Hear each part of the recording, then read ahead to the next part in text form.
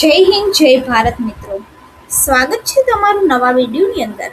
આ વિડીયો છે એની અંદર આપણે ચર્ચા કરશું કે આર્થિક રીતે પછાત વર્ગ એટલે કે જેને આપણે હાલ ઈડબ્લ્યુએસ કહેવામાં આવે છે, ઇકોનોમિકલ વીકર ક્લાસ, કે ઘણી બધી સરકારી યોજનાની અંદર લાભ લેવા માટે તમારી પાસે ઈડબ્લ્યુએસનું સર્ટિફિકેટ હોવું જરૂરી છે અને તમે ઈડબ્લ્યુએસ કેટેગરીની અંદર આવતા હોવા જરૂરી છે. પરંતુ આર્થિક રીતે પછાત વર્ગ કોને કહેવામાં આવે છે, આની અંદર કઈ કઈ યોજનાનો લાભ મળે છે અને હવે સરકારે આર્થિક રીતે નબળા વર્ગના જે લોકો છે એને ઘણી બધી મોટી રાહત પણ આપેલી છે.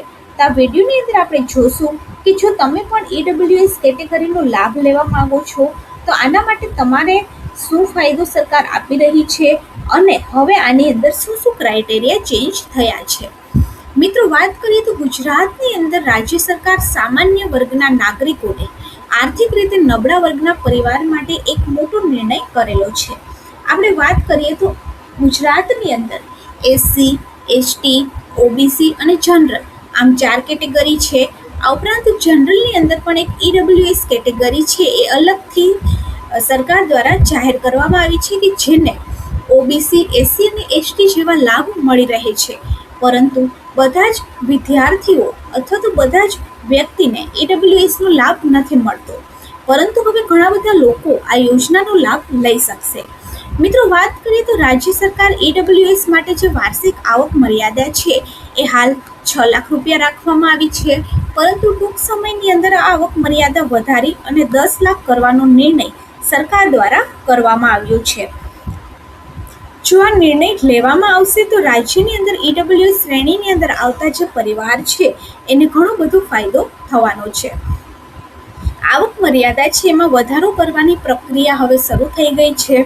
ગુજરાત સરકારના ન્યાય અને અધિકારિતા વિભાગે ગુજરાત એનર્જીડ educational and economical development corporation, કે જેને GUEEDC કહેવામાં આવે છે, એના દ્વારા સંચાલિત યોજનાનો લાભ લેવા અને વધુ લોકોને આ યોજનાનો લાભ મળી રહે તે માટે આવક મર્યાદાની અંદર વધારો કરવાની પ્રક્રિયા શરૂ કરી દીધી છે. સરકારી સૂત્રના જણાવ્યા અનુસાર કોર્પોરેશનની સ્થાપના સમયે નક્કી કરાયેલી આવક મર્યાદા ની અંદર છેલ્લા 10 વર્ષથી કોઈ પણ ફેરફાર નથી કરવામાં આવ્યો. એટલે કે છેલ્લા 10 વર્ષથી જે આવક મર્યાદા છે એ 6 લાખ રૂપિયામાં રાખવામાં આવી છે. હવે મોંઘવારી દિવસે ને દિવસે વધી રહી છે, એવામાં લોકોની પણ ડિમાન્ડ છે કે આવક મર્યાદા છે એ વધારવામાં આવે. હવે તેને 6 લાખથી વધારી અને 10 લાખ રૂપિયા સુધી લઈ જવાનો વિચાર કરવામાં આવી રહ્યો છે. વિભાગની અંદર મિત્રો વાત કરીએ તો હાલમાં આવક મર્યાદા કેટલી વધારી શકાય તે અંગે વિવિધ સ્તરે ચર્ચા ચાલી રહી છે. આગામી કેટલાક અઠવાડિયામાં આ અંગે સત્તાવાર જાહેરાત થઈ શકે છે અને હાલમાં GUEEDCની મોટાભાગની યોજના માટે 6 લાખની વાર્ષિક આવકની મર્યાદા છે. GUEEDCની અંદર તમે ઘણી બધી યોજના, શિષ્યવૃત્તિની યોજના, રિક્ષાની યોજના, આ બધી યોજનાનો લાભ લઈ શકો છો.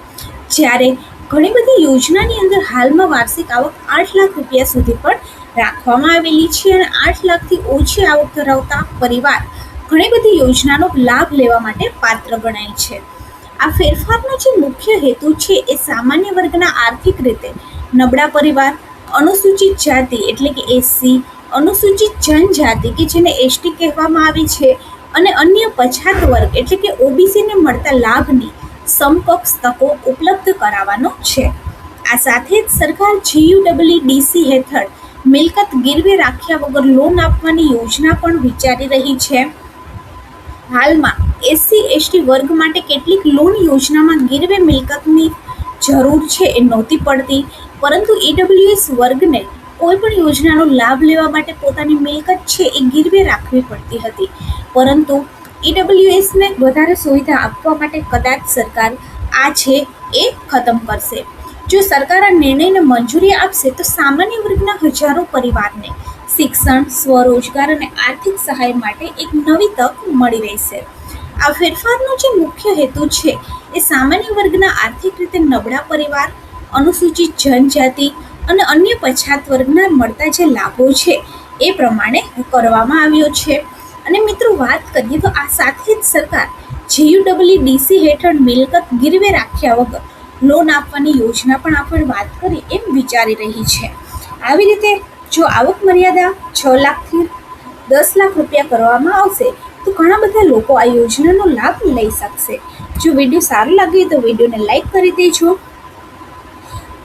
અને આપણી ચેનલ ગવર્મેન્ટ સાથીને સબસ્ક્રાઇબ જરૂરથી કરી દેજો.